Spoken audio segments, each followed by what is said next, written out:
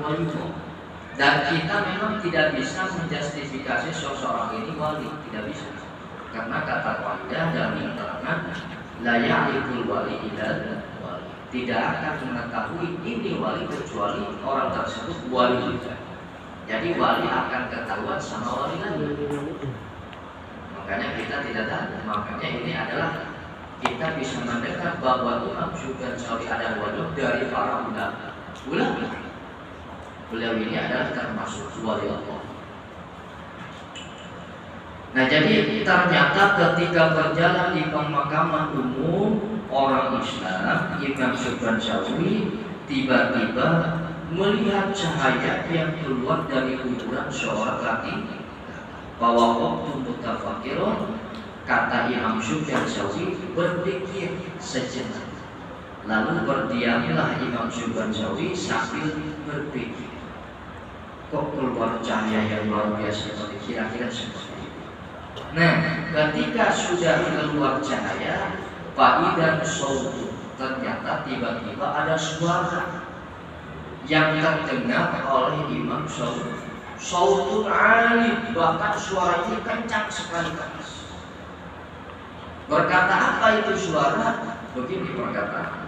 Ya Sufyan alaika bisyami ashri dzulhijjah. Yu'tolaka nurun bisluhada. Jadi suara ini ternyata begini ucapan. Wahai Sufyan, alaika bisyami ashri dzulhijjah. Alaika suatu keharusan, tapi hukumnya sunnah. Ya, hukumnya sunnah. Suatu keharusan bagi Anda, bagi kamu, bisyami ashri dzulhijjah, puasa pada tanggal 1 sampai 9 Haji. Kenapa? Yu'tolaka nurun bisluhada, nanti kamu akan diberikan seperti cahaya yang kau lihat tadi. Artinya ini adalah satu pemahaman bagi kita sebagai ahli dan ahli sunnah bahwa kuburan kita ini akan bercahaya seperti cahaya tadi. Apabila kita suka berpuasa di bulan Haji. Kalau tidak mau berpuasa, nggak apa-apa kalau memang hukumnya sunnah. Yang penting bapak-bapak banyakin baca la ilaha illallah. Karena kemarin di pengajian bulanan kita sudah bahas, barang siapa yang membaca la ilaha illallah tanggal 1 Haji, 2 Haji sampai 10 Haji sampai berapa. Nah itu akan akan diijabah kebutuhan kita oleh Allah Subhanahu wa ta'ala. Artinya doa kita akan diijabah oleh Allah Subhanahu wa ta'ala bagi kita yang suka berzikir la ilaha illallah setiap tanggal 1 sampai tanggal 10 Haji. Mau berapapun itu, mau 1 kali, mau 2 kali, yang penting kita istiqomah baca la ilaha illallah dari tanggal 1 sampai 10 Haji. Nah itulah hadirin jamaah rahimahullah. Kalau memang kita tanggal 1 Haji sampai 7 Haji tidak bisa puasa karena ada kesibukan dan lain sebagainya, wayahnya tanggal 8, 9 puasa juga bagi yang mampu, ya. Sebab tanggal 8 itu hari tarwiyah. Kalau tanggal 9 Haji namanya hari Arafah. Barang siapa yang berpuasa pada tanggal 8 Hijriah, di sini ada keterangannya, man shoma'u u'tiya minal ajri ma la ya'lamu illallah. Akan diberikan pahala yang mana besar dan agungnya pahala ini tidak diketahui kecuali Allah yang Maha Taala. Artinya dirahasiakan oleh Allah agungnya pahala berpuasa di tanggal 8 Haji. Berarti tanggal berapa? Hari apa? Besok tanggal berapa besok? Tanggal 3 ya, Selasa tanggal 1 Rabu Kamis. Berarti Selasa Rabu ya. 8 sampai Selasa Rabu sebab tanggal 1 hari keempat gitu. Wayangnya kalau mampu atau memang kita nggak sakit dan sebagainya puasa. Apalagi tanggal 9 hari Arafah, barang siapa yang berpuasa pada tanggal 9 Haji atau hari Arafah, maka faedahnya adalah karena kafaratan lisanatin madiyati wa sanatin mustaqbilati, akan dilebur dosanya setahun yang lalu. Jadi luar biasa ya.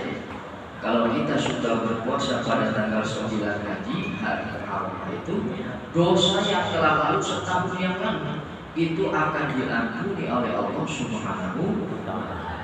Bahkan bisa wasanatin mustaqbilati, dosa yang akan datang setahun. Jadi dosa yang akan datang selama setahun yang akan datang, dosa-dosa kita tahu yang Masya Allah. Tapi di sini Allah SWT dosa kecil, dosa besar. Terus yang kedua catatannya, jangan dianggap mudah atau jangan dianggap bersaja, jangan dibuat cadangan. Kalau memang kita sudah puasa tanggal 9 Haji atau hari Arafah, kita punya agama seperti ini.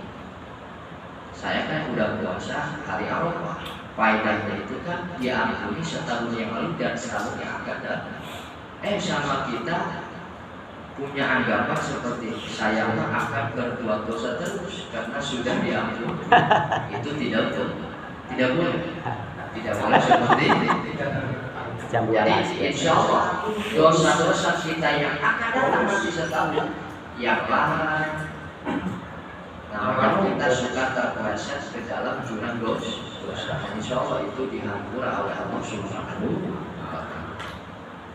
Nah, ada tanggal 10 Haji atau disebutnya hari raya Idul Adha, Idul Kurban, man qarraba qurbanan fihi, barang siapa yang berkurban fihi pada tanggal hari Idul Adha, pada hari raya Idul Adha, fa bi awwali qatratin qatrot min damihi wa faradahu lahu durubahu wa durubahiyan, maka ketika tetesan darah sembelihan Quran pertama ketika nyacrakan menetes, maka disitulah dosa kita semuanya diampuni oleh Allah Subhanahu wa Ta'ala. Nah, itulah faedahnya keistimewaan, keutamaan bagi kita yang suka berkurban. Bahkan bukan dosa kita saja yang diampuni sebagai orang yang berkurban, bahkan buat berubah ya dosa keluarga kita juga diampuni. Misalkan saya berkurban, saya suami berkurban atas nama saya sendiri karena kambing untuk satu orang, ternyata saya diampuni dosanya, juga istri dan anak saya diampuni. Ya. Tapi untuk masalah istri saya dan anak saya ingin dapat ganjaran kurban, ya harus berkurban. Ya. Tapi kalau kecepretan dihampura dosa, iya dikasih. Tapi kalau istri saya mau ganjaran kurban, dapat, karena yang dapat saya. Tapi kalau masalah dosa, iya, karena saya berkorban, istri saya dan anak saya juga diampuni dosa. Nah, itulah keistimewaan, keutamaan bagi kita yang suka berkorban. Bahkan waman akama fi muslimina aw tasaddaqu fihi bi sadaqatin ba'athallahu ta'ala yawmal qiyamah aminan wa yakunu mizanuhu afdala min jabal. Bahkan ketika kita berkurban dan dari kurban kita disedekahkan kepada yang membutuhkan seperti fakir miskin atau orang yang berduit, silakan. Tapi beda, kalau daging kurban diberikan kepada fakir miskin, itu nanti statusnya adalah tamlik. Jadi hak milik sempurna, artinya boleh dijual, boleh disedekahkan, boleh gimana, boleh kita soroskan apapun boleh. Kalau memang disedekahkan kepada fakir miskin dan fakir miskin ini berhak mau diapapun itu dari kurban boleh. Beda kalau daging kurban diberikan kepada orang yang berduit. Mungkin di sini tradisinya untuk kebersamaan, untuk mempererat persaudaraan, orang kaya itu dikasih misalnya. Nah nanti orang kaya kalau dikasih daging kurban beda. Itu namanya hidana, bukan hak milik nanti. Artinya begini, orang kaya yang menerima daging kurban tidak boleh dijual. Tidak boleh, harus dimakan sendiri. Kalau tidak mau disedekahkan. Tidak boleh dijual. Beda dengan fakir miskin. Kalau dikasih daging kurban boleh dijual, boleh dihibahkan, boleh saudara bebas. Karena memang itu yang paling berat adalah fakir miskin. Tapi orang kaya boleh dikasih daging kurban. Tapi apa statusnya beda nanti? Kalau daging kurban diberikan kepada orang kaya, namanya hidayah, artinya untuk dimakan. Tapi kalau nggak dimakan, silakan, misalkan nggak suka dan silakan disedekahkan. Yang penting jangan dijual beli. Beda dengan fakir miskin. Kalau fakir miskin itu boleh ketika mendapat atau bagian dari kurban boleh dijual. Mungkin saking banyaknya yang ngasih dijual. Orang botol.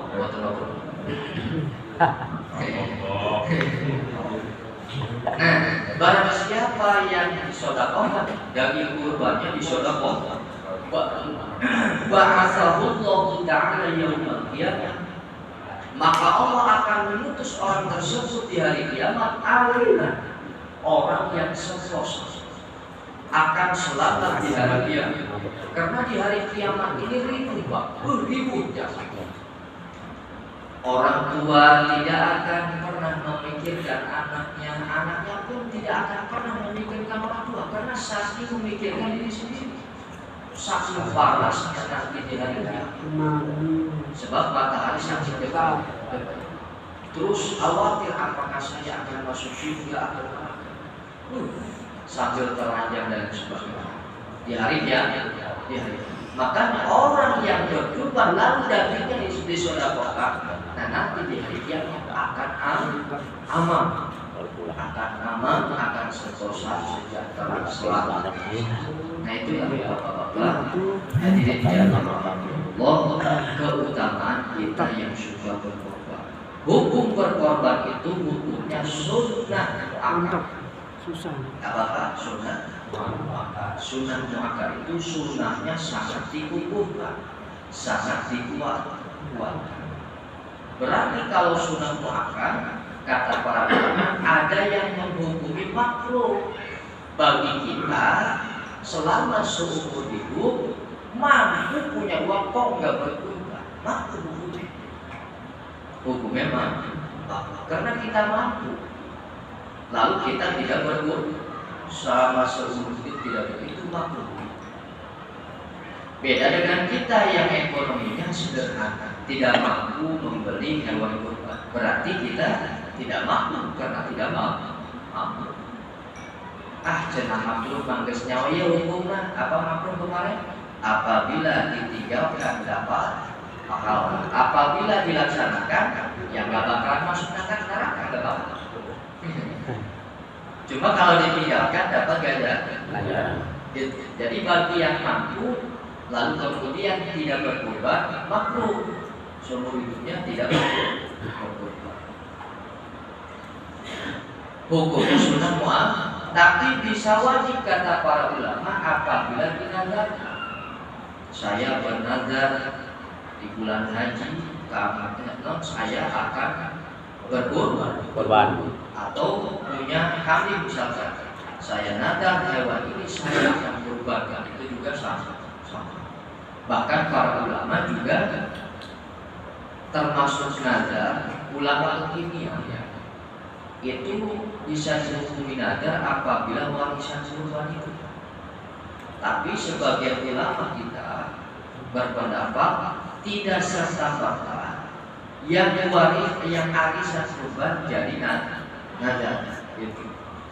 Jadi tidak serta-merta arisan kurban itu bisa jadi nazar kata sebagian ulama kita. Sebab arisan ini baru sekarang, artinya di zaman kita ini. Jadi Kalau ada arisan kurban, kata sebagian para kiai bisa masuk nada. Berarti nanti konsekuensinya begini. Kalau hukum kurban itu bisa wajib karena dinada, nanti bapak tidak boleh mengambil dari kurban sedikit pun.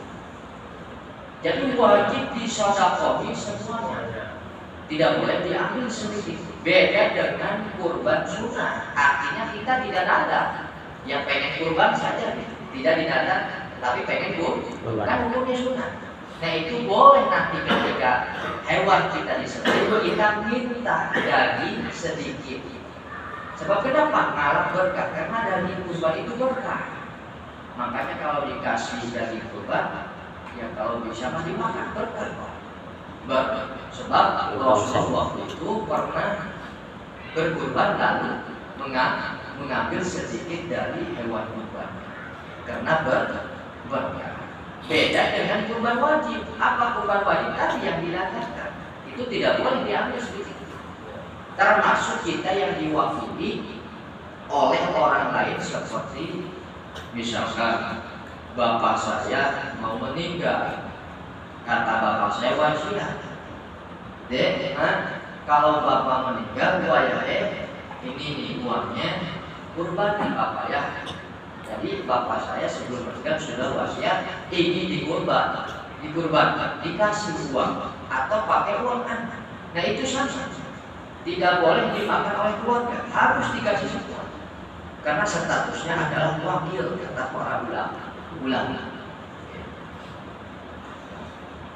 Terus kalau korban sunnah boleh lagi. Lebih utama yang diambil misalkan kita mau ngambil kurban kita yang kurban sunnah ya, bukan kurban wajib. Kalau bisa hatinya yang diambil, karena Rasulullah juga hatinya diambil, hati dari kurban itu sama kita nanti imam mau goreng kayak Haji Muhyiddin ya mau buntutnya ya katanya buntutnya pasti ya ada khasiatnya sendiri ya. Padahal bapak nggak harus buntut, ada wiridan ya pohar ada namanya wiridan istighfar. Jadi bapak-bapak nggak harus pakai ramuan, buntut segala.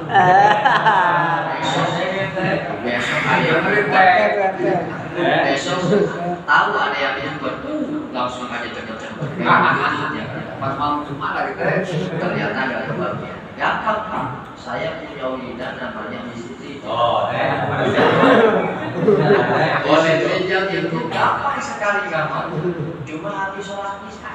Boleh tuh. Dibacanya 7 kali. Ini gampang. Boleh dicoba. Boleh. Dijaga itu. Ada kemarin juga dari Tangerang Kota. Kata saya dari mana ini Pak? Saya dari Cipondo, Jawa ke sini. Saya dikasih tahu sama teman Pak Ustadz namanya Anwar. Oh itu teman saya dari pesantren pernah di Jawa Timur sama saya. Terus mau apa ke sini? Katanya Pak Ustadz punya doa untuk apa? Senyum aja orang. Untuk supaya kuat diraja, Bu. Boleh teh. Di sini jawab dibaca terus. Boleh dijalan. Terus sama saya ditanya sudah beberapa waktu. Gimana? Terus dicoba. Alhamdulillah Pak Ustadz. Terus dicoba. Yang penting bapak-bapak singa leres. Pas ngamal nanti habis isya nggak ada puasa enak ini.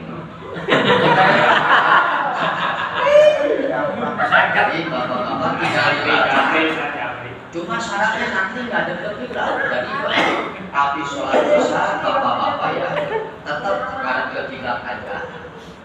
Nanti pas maghrib bapak-bapak itu yang bawahnya ini dicepak. Yang bawahnya dipegang sambil baca itu. Baca doa itu dulu Bang. Tapi syaratnya harus dipegang pakai tangan kiri. Pakai tangan kiri. Itu kuat. mau berapa jam bapak-bapak ini mau 5 jam, mau 6 jam, mau 10 jam, mau sampai 10 sekalipun.